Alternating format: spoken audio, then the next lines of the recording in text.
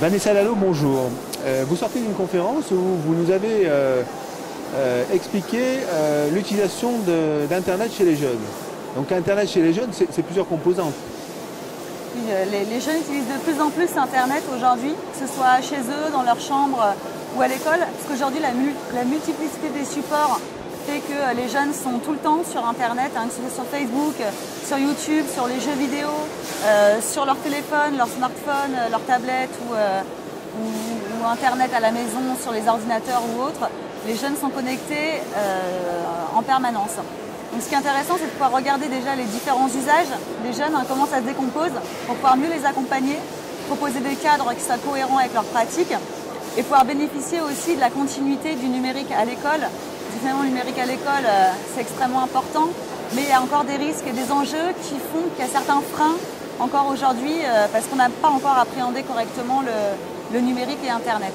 Alors ils font quoi ces jeunes? Ils sont consommateurs de YouTube, ils sont échangeurs sur Snapchat, ils font quoi en fait?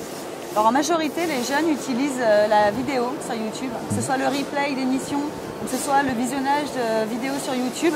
Ils sont très très gros consommateurs de vidéos, et ça sur leur téléphone ou sur leur ordinateur. Ce qui est intéressant, c'est de voir aussi en termes d'exposition d'écran. Aujourd'hui, on n'est plus en train de progresser. Par contre, c'est les supports qui se démultiplient et c'est le déplacement d'un usage vers un autre. Donc ça, c'est assez intéressant à noter parce qu'avant, on voyait vraiment les jeunes en train de visionner des vidéos ou en train d'avoir une pratique d'Internet, des réseaux sociaux, etc. Aujourd'hui, on les voit de moins en moins puisque ça se confond entre les textos, entre les Snapchat, Instagram et les différentes autres activités qu'ils pourraient avoir sur Internet.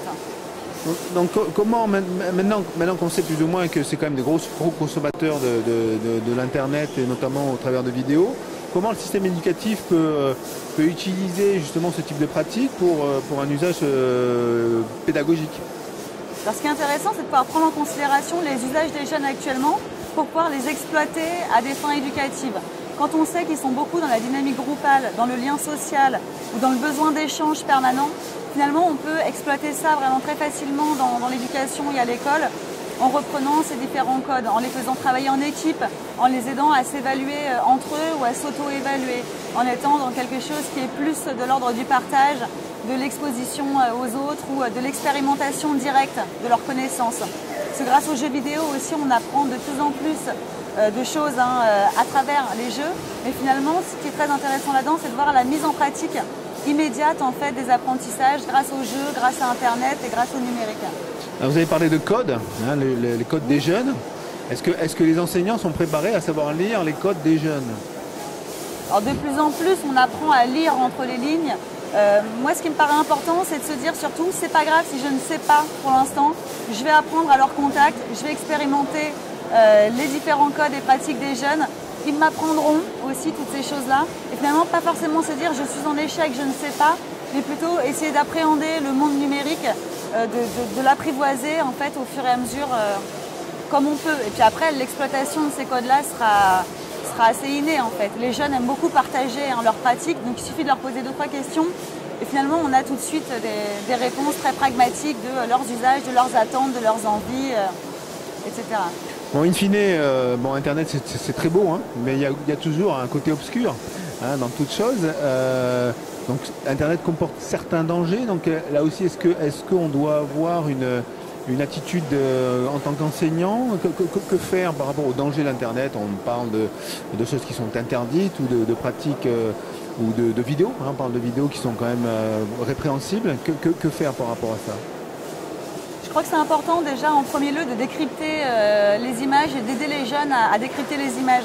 Parce que l'adulte qui ne sait pas forcément utiliser les codes du numérique, en tout cas, il a la capacité d'apprendre à apprendre aux jeunes, il a la capacité d'apprendre à critiquer l'information. Et donc je pense qu'en premier lieu, ce qu'il faut, c'est vraiment accompagner les jeunes vers une critique des médias, vers une critique de l'image, vers une critique de ce à quoi ils sont confrontés, pour leur permettre de développer aussi justement cet aspect critique, cette manière de pouvoir se positionner différemment face aux images, face aux gens qui vont les aborder aussi sur Internet et de proposer une continuité éducative. Parce que finalement aujourd'hui le cyberharcèlement il a beaucoup lieu en ligne et on ne le voit pas forcément. Si on n'est pas sur Facebook pour regarder ce qui est en train de se passer, on n'est pas au courant. Et les jeunes se chamaillent moins dans la cour d'école, mais vont être beaucoup plus violents sur Internet.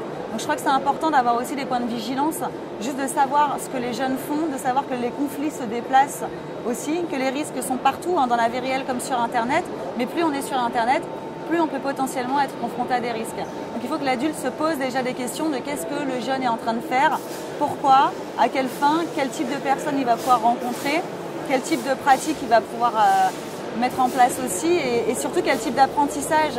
Je reviens dessus parce que même si on est dans les risques, l'apprentissage c'est vraiment quelque chose qui me paraît extrêmement important.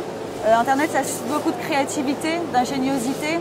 On est beaucoup voué dans le dépassement de soi aussi avec Internet.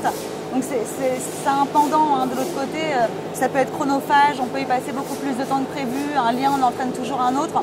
Et de l'autre côté, je crois que c'est très important d'être dans un juste milieu un peu neutre en fait par rapport à Internet, pour repositionner Internet comme un outil, comme les autres usages numériques sont juste des usages avec des outils numériques à notre disposition qu'on aurait tort de ne pas exploiter à des fins éducatives, à des fins pédagogiques, culturelles, thérapeutiques ou autres. Donc pour faire une synthèse, vous invitez le monde des adultes à aller sur Internet pour le pire et le meilleur. Vivement, vivement, les adultes, il faut qu'ils sautent absolument dans le wagon du numérique.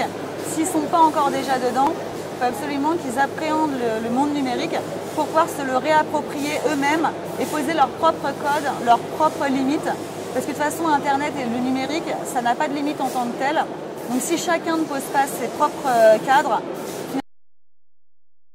il n'y a pas de kit prêt à l'emploi d'Internet. C'est chacun qui va mettre ses propres limites systématiquement.